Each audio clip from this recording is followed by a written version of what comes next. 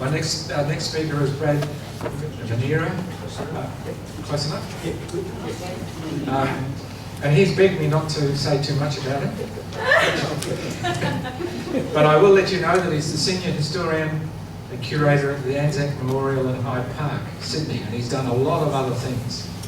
And he's going to be talking about bogeys over Kimberley, which I was intrigued to know what a bogey was, and he will tell you. Thank you very much.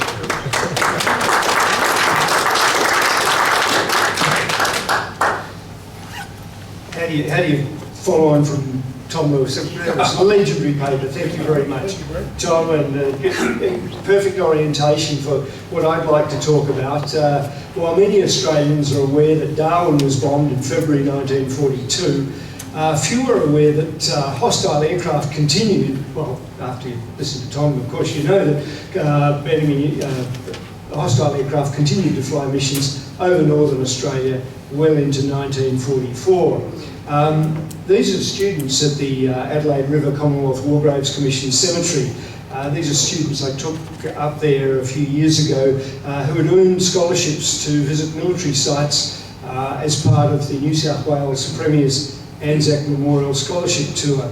The student who's reading a potted biography that he's created to one of those whose lives was cut short by war, one who is buried in the Commonwealth War Graves Commission Cemetery at Adelaide River in the Northern Territory. It was the story of a casualty from the last air battle over Northern Australia during the Second World War.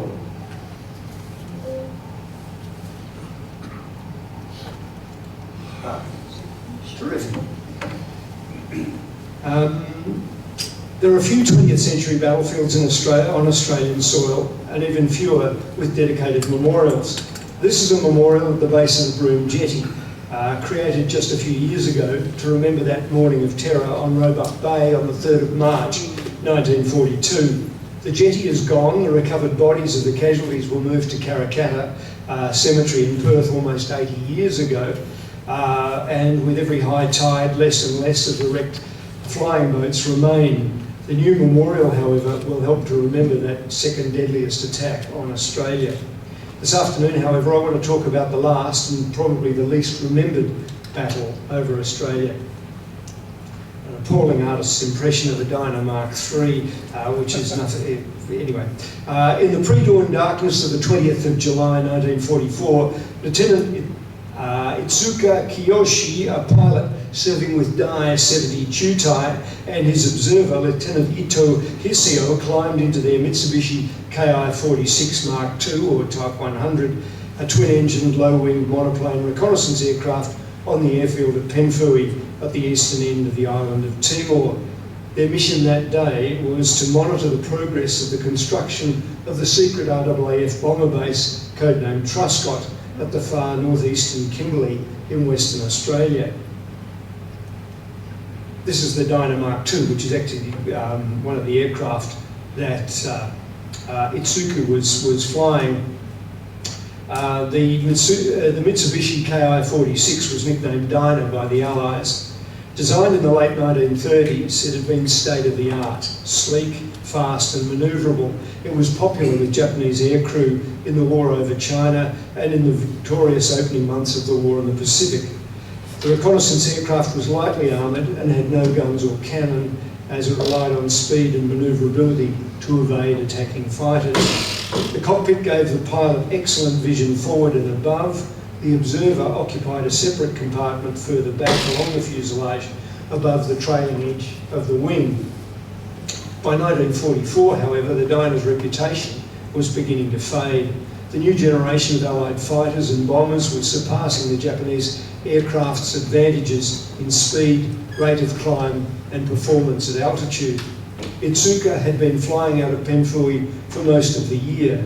In February, he wrote to his brother Akira, describing the living conditions, visits to the capital Kupang, and the concern that he and his comrades had that the legendary British Spitfire fighters had been seen over northern Australia. He mentioned that several of his comrades had died in the lightly armed Dynas. They had already been killed. So you can see Kupang on the eastern end of Timor and its relationship with northern Australia. With the bright sun of the dry season in the tropics appearing over the Timor and Arafura Sea at the over their eastern horizon, Itsuka and Ito took a flight path south, then east to Australia. Flying high and fast, their plan was to use altitude and speed to avoid detection, to locate the rumoured base, photograph it, and be on their way home before Allied air defences realised and reacted. What Itsuka and Ito appear to have largely been ignorant of were the new and extraordinary advances in technology the Allies had made with radar since 1942. In Australia, the lessons, the crucial role that radar had played during the Battle of Britain in 1940 were being adapted and applied to the enormous and remote northern coastlines of the Australian continent. The cumbersome stationary installations that Britain had relied on just a few years earlier had been modified by Australian technicians who created the portable and robust, lightweight air warning radar stations, and I'm going to refer to them as LWAW radar stations. Cheaper and easier to produce and deploy than the larger stations, these LWAW units had an impressive range. By 1944, dozens of these stations had been installed all around the Australian continent. As you can see from this slide, the LWAW station was simplicity itself. The equipment may have been the best of its age, but it was still very rudimentary. It relied heavily on the skill, concentration and dedication of operators, often living and working under harsh tropical conditions. Because of the secrecy surrounding the new military technology, few of its veterans spoke about their service post-war. It was not until the 1990s that a small handful began to publish their memoirs, and eventually the RAAF documented the unit histories of these small bands of largely unsung men. On the morning of the 20th of July 1944, a 24-year-old pilot officer, Jeffrey Svensson, began to consider a countdown to his new posting. He had taken command of 326 Radar Station, RAAF, at the tip of Cape Leveque in the Kimberley region of Western Australia, at the height of the rainstorms and intense humidity of the wet season. It was the warm, clear weather of the dry, and he was not looking forward to the next wet. Svensson was due for release in 13 days. 326 Radar Station was a tiny outpost in one of the most remote locations in Australia.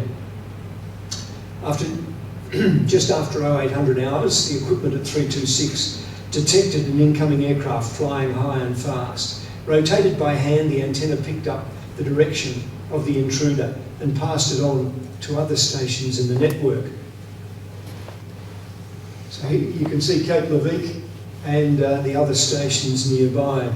As the dialer approached the coast, its signature was being monitored by several radar stations. Adrenaline must have replaced tropical lethargy as the LWAW equipment detected the threat.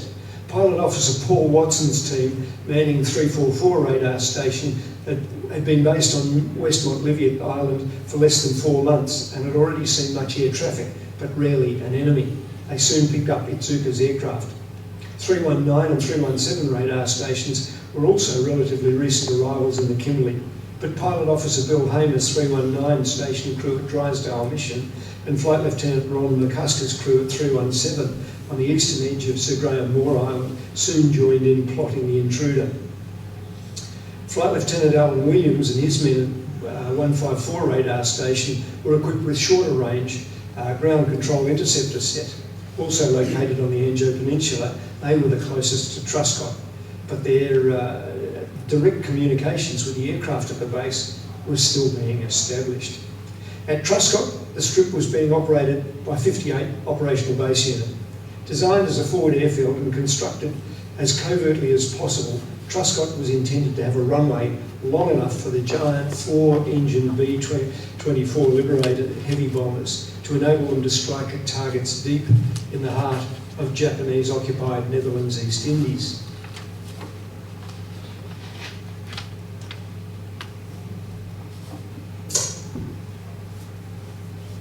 Air protection for the developing base came from a flight of 3 Spitfires that had been detached from number 54 Squadron RAF at Livingston in the Northern Territory. These fighters were deployed on a 4-week rotation, as Tom has just described. I mean, this is a photograph, I took it tomorrow a few months ago, but at least it's depicting one of those Mark 8 Spitfires. This one's in RAAF livery, but as Tom has mentioned, these are British squadrons. RAF squadrons, 5-4 was a bunch of Brits a long way from home. Here they are posing in front of one of theirs. Posted to Northern Australia, the Northern Australian Station at the Southwest Pacific Areas Theatre, this British squadron was equipped with the Model R8 Spitfires modified for tropical conditions. On the 20th of July 1944, it was the last day of the rotation of Flight Lieutenant Derek Goslin's flight. His wingman was Flight Lieutenant Frederick Meakin, and the third member of the flight was Sergeant A.E. Knapp. We can only wonder if Goslin, Meakin and Knapp were looking forward to re-entering the comradeship of squadron life, or regretting having to lose and leave the freedom of a small isolated detachment as they prepared to return to Livingston from Truscott. Whatever the case, their thoughts would have been abruptly interrupted by the order to scramble at 8:50 hours. The powerful V12 Merlin engines of the Spitfires roared as the aircraft tore down the strip and climbed for altitude. And this is what they were hunting. The sun was high in the sky as Otsuka and Ito saw the islands of the Mitchell Plateau far beneath them. They were flying high and fast, parallel to a hostile coast. They must have been squinting into the glare, scanning their arcs for any sign of the enemy. You can only imagine the knots in their stomachs, their desperate hope that they had escaped detection. Let's go back to the Kimberley coast. They were gambling against insurmountable odds. The network of LWAW stations across Northern Australia had picked them up long before they'd even seen the coast of Australia.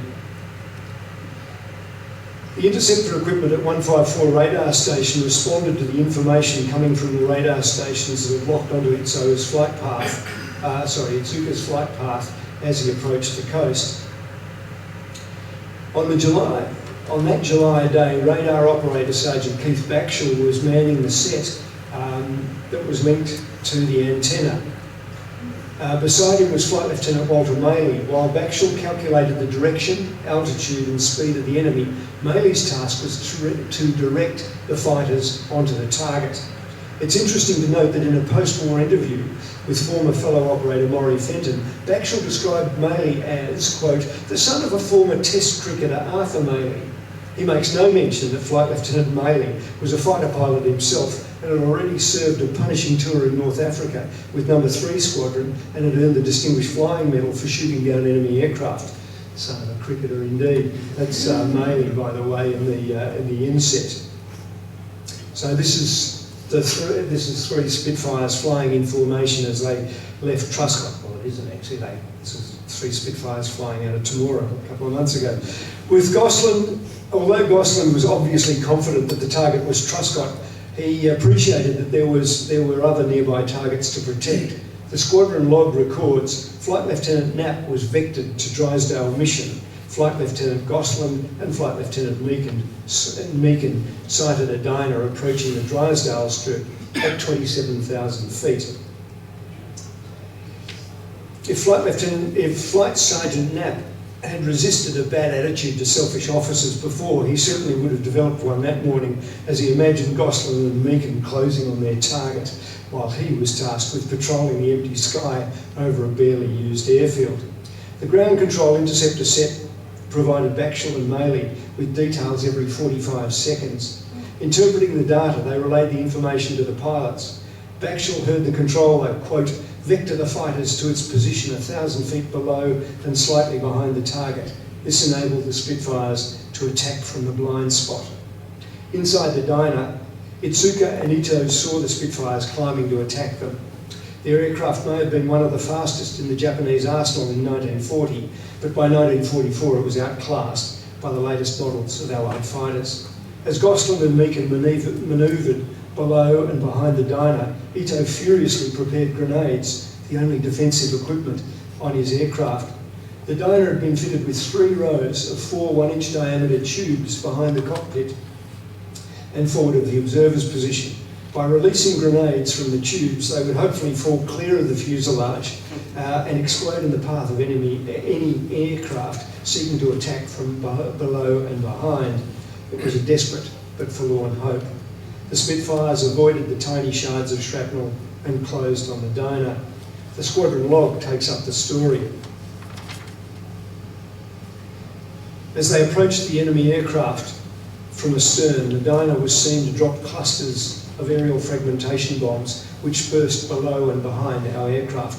Flight Lieutenant Gosling made his attack from 7 o'clock on the port stern quarter, and his burst was seen to strike the port side of the fuselage, the port wing and both engines. The Dyna went into a steep dive. Flight Lieutenant Meakin fired a burst and the starboard wing broke away and the Dyna burst into flames and crashed into the sea 5 miles north of Drysdale Strip.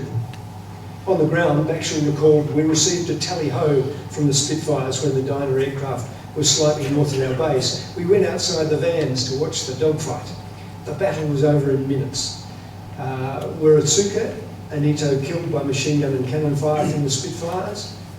Or were they pinned to their seats by centrifugal force as the Dyna spiralled out of control, falling 9,000 metres to the ocean, killing them on impact?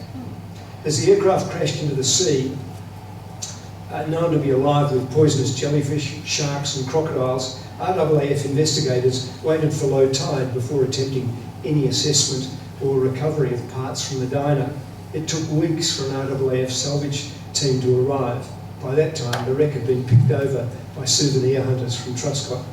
It's believed that the remains of the crew of the Mitsubishi Ki-46 are buried on the beach near the crash site. The air battle above the Anzac Peninsula in 1944 was the last enemy action over Australia during the war.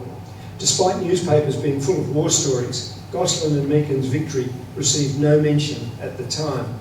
When the official history was published in the decades after the war, the battle rated a single sentence, quote, there was one clash with the enemy on the 20th of July when 3 Spitfires of number 54 Squadron stationed at Truscott caught and destroyed a reconnaissance plane over Drysdale Mission. End of official summary. No decorations or commendations were made for the encounter. Perhaps the observation appended to Flight Lieutenant Walter Maley, DFM's service dossier, is indicative of the official reaction. Quote, as a CGI controller, Maley has performed his duties satisfactorily, but resents being off flying duties.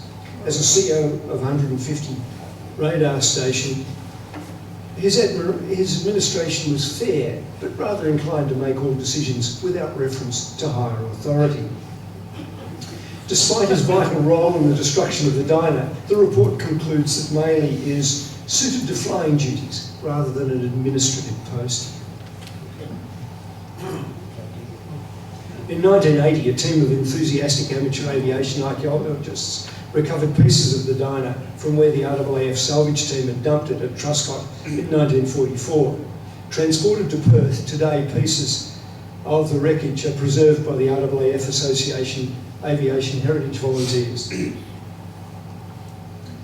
1993, Lieutenant Izuka's brother, Akira, made a pilgrimage to Australia in the hope of visiting the site of his brother's death and burial. Having undertaken no prior research, he visited the Japanese War Cemetery at Kara, then travelled to Darwin, all to no avail. He returned to Japan, disappointed, and finally wrote to the Australian War Memorial's Australia-Japan Research Project, where a translation of the letter gave me the opportunity to explain to him the circumstances of his brother's last mission.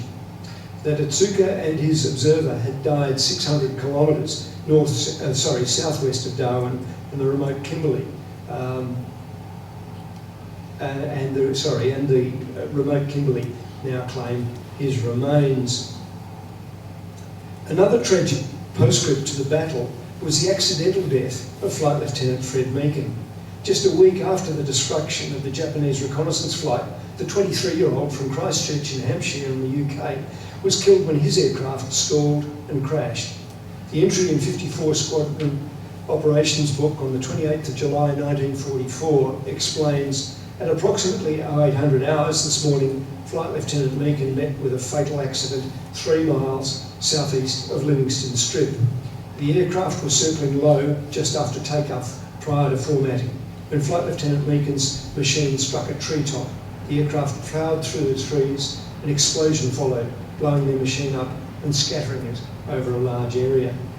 The young English pilot is buried in the Commonwealth War Graves Commission Cemetery at Adelaide River in the Northern Territory. Thank you.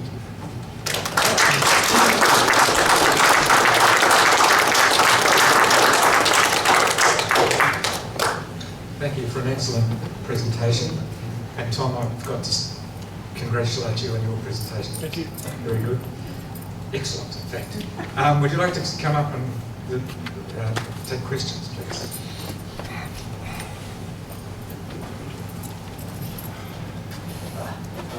To Dr. Lewis, the two things. One, were the radar stations that you alluded to heavily camouflaged, or if not camouflaged, concealed? They would have been prime targets, surely. Reasonably well concealed. You can see a lot of photographs of bits covered in trees and things like that. Fairly hard to pick up something like that in a fast-moving aircraft. And the second thing, you mentioned a dry dock. There was an image of a dry dock. Floating dock. Oh, floating. So that wasn't on the site of Coonawarra? No. It's a floating dock, and there was a Corvette in it at the time. Was it Warrnambool? I forget. But anyway, I did know that a bloke who was sheltering underneath the Corvette and manning a machine gun during the raid. So a fairly unique place to be underneath the Corvette.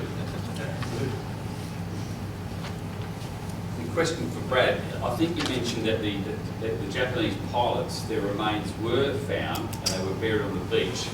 But is it my understanding that the burial site is not known? Is that?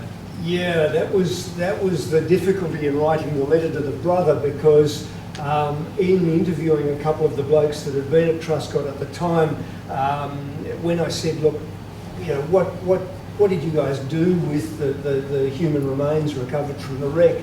And their response was, well, we buried them on the beach, but the crocs came and dug them up during the night. And I thought, I'm not going to tell the family that. But so let's just say they crashed into the ocean, they have no known grave. That's the beauty of the 12-metre tides off the Kimberley, is that, you know, because the aircraft hit the water, and it was suddenly with a 12-metre tide, you know, the immediate assumption was that it had sunk, but of course, you know, at low tide the remains were exposed. I could add to that, if you don't mind, a sort of fairly macabre story. Sister Margaret de Mestre was the first nurse to die on Australian soil in World War II. She was in the Manera, it was a hospital ship, struck by the Japanese overflights by chance, by the look of it, in Darwin. They didn't sink the ship, although they could have. She was one of, I think it was 12 who died on board. Anyway, with various bodies in the water being picked up by the boats after the Japanese had left, there's a need to bury these people as soon as you can, because Darwin doesn't have refrigeration and so on. So you did find bodies buried at places like Middle Beach, if you've been to the famous markets. That was a temporary cemetery for a while before all the bodies were removed to Adelaide River War Cemetery. But poor Margaret was buried on the mudflats, along with about 4 blokes whose bodies had been picked up, and the grave was marked.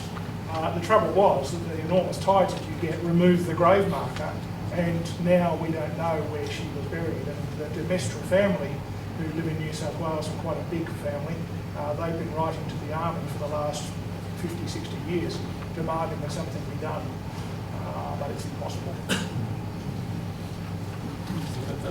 A sequel to the former question. On the schematic showing Australia and the RAAF bases and the most distant base to be attacked, there was no mention of a base about which I know called Kimberley Creek. The RAF had a base of bow fighters there. Yep. My uncle was the CO, and next to that, co-located with that bow fighter squad, was an intercept station, an gathering station. Yep. That, I know through my uncle that was bombed. Sure. But was that further north than the attack made, or the most distant? Oh yeah, Kimberley Creek's just, 50 k's south of Darwin. If that, yeah. Yeah, if that. Yeah, it's not really a township or anything like No, that, it's just a no. location. Yeah, correct. Yeah, the furthest raid inland was Catherine. That was 300 k's inland. No, not the furthest south. Furthest south would have been, what, Exmouth? Oh, Anyone else? Jolly good. Thank you very much. Thank you.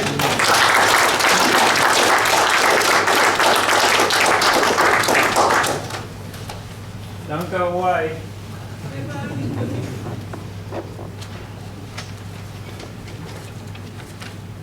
My God, we're on time. This is a worry. Well, as a committee, they're not used to artillery timing. Okay. May I start with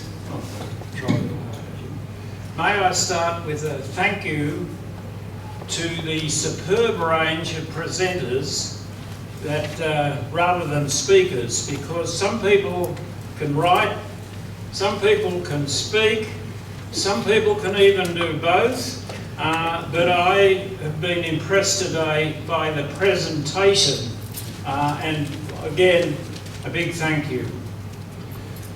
I must single out our keynote speaker, Professor David Horner, who in typical fashion provided a brilliant breakdown of what then has occurred nearly all the way through the sessions.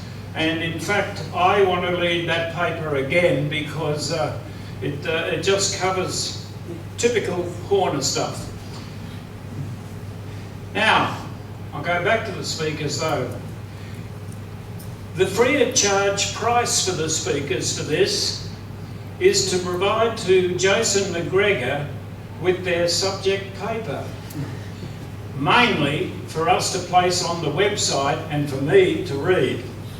So please, as soon as you can, papers, you can edit them now if you wish to a little bit, because Jason will be on your case anyway. Officially, may I again acknowledge our sponsors, particularly Echo Books, and the man that doesn't eat or drink while he's selling things,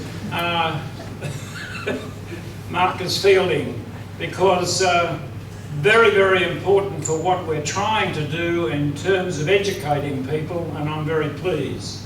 I must also acknowledge the RSL of Victoria, as I started during this conference, and in particular the way this venue has again looked after us, because the arrangements there have been very, very good. I must thank our committee led by President Mike Buckridge, and I would like you, again I'll go to the presenters, if there's any feedback, please climb into the ear of one of the committee members rather than me, because they get cross when I criticise. Not with me, but with themselves, because I haven't been stopped usually. Could I just turn to the smiling man behind the desk again, Jason McGregor? And that is, not only is he our fairly good secretary and the audio-visual man, but he has been the convener of this conference as though he had nothing to do. Jason, once again, well done, and I like you haven't hidden behind the banner this time.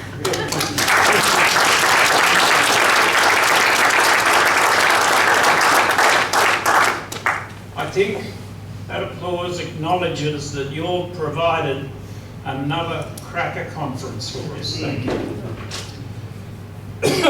And when we think about it, I couldn't believe how wide the area was and the diversity of everything.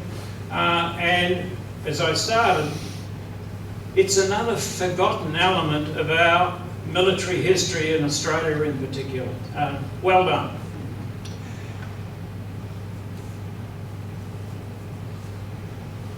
Can I go back to the Blaney introductory challenge for us to remain relevant? I think it's been a superb conference. Your applause has acknowledged it, and I think we're still being relevant. So hopefully we will continue to carry on with, it's not a tradition, it's actually a belief in what we're trying to deliver, and I, as the overseer, appreciate it very, very much. So finally, may I thank you, the audience, not the presenters and speakers, but the listeners, because without a good audience, and we have lost a few who have all apologised to me on the way out, which is quite interesting, it's very, very important that we obviously have an audience, and it's been another one, a good one. So, again, it's my honour to formally close this 19th one-day conference. But don't rush away. The bar is open for one more hour for cash or card. And that's another important activity and action of your committee. Thanks again, guys, the girls, and